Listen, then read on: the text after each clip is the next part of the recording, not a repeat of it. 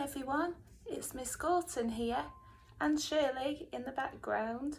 Welcome to my house. It's been a long time since I've seen lots of you, so we thought it'd be a lovely idea if I read you a story every day.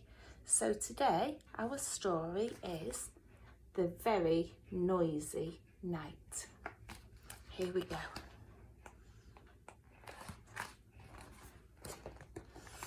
It was in the middle of the night and Big Mouse was fast asleep in his bed.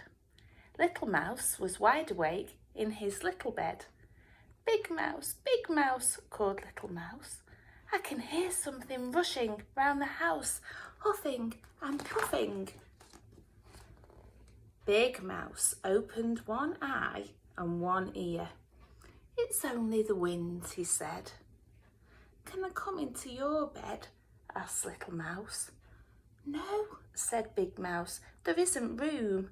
And he turned over and went back to sleep. Little Mouse lay listening to the wind.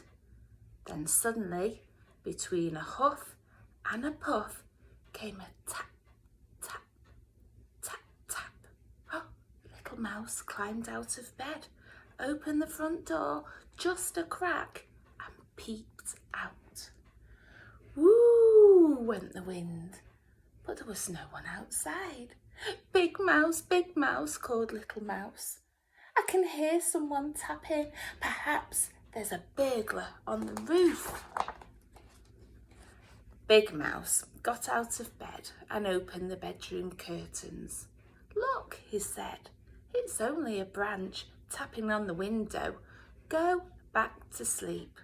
Can I come into your bed? Asked Little Mouse. No, said Big Mouse, you wriggle.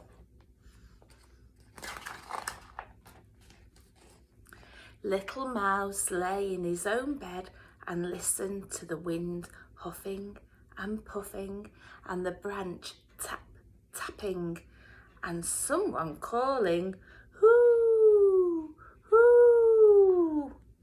Little Mouse climbed out of bed again. This time he looked under it. Then he looked in the wardrobe and feeling very frightened, he cried, Big Mouse, I think there's a ghost in the house and it's looking for me. It keeps calling, hoo, hoo, hoo, hoo. Big Mouse sighed, sat up and listened. It's only an owl, he said. It's awake like you. Can I come into your bed? Asked Little Mouse. Nope, said Big Mouse. Your paws are always cold.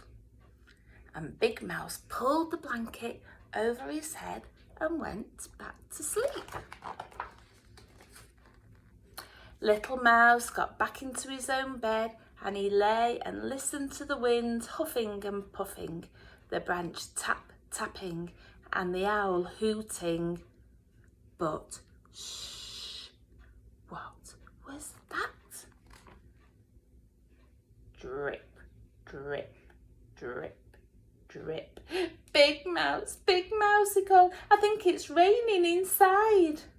And Little Mouse jumped out of bed and fetched his red umbrella. Big Mouse got out of bed too. He opened the front door. Be quiet, wind, he said. Be quiet, branch. Be quiet, owl. But they took no notice. Then Big Mouse went into the kitchen, turned off the dripping tap and put away the umbrella. Can I come into your bed? Asked Little Mouse. No, you're nice and snug in your own bed, said Big Mouse, taking him back to the bedroom.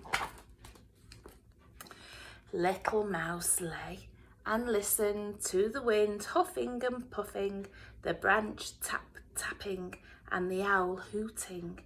And just as he was beginning to feel very sleepy indeed, he heard wee, wee, wee.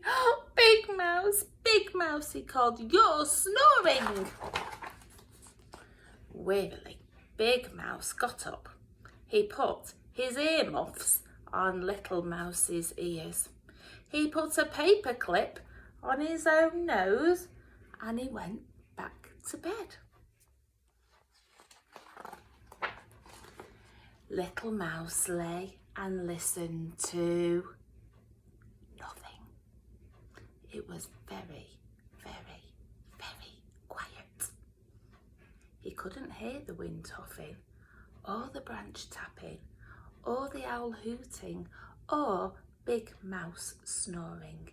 It was so quiet that Little Mouse felt he was all alone in the world. He took off the earmuffs, he got out of bed and pulled the paper clip off Big Mouse's nose. Big Mouse, he cried, "oh, I'm lonely."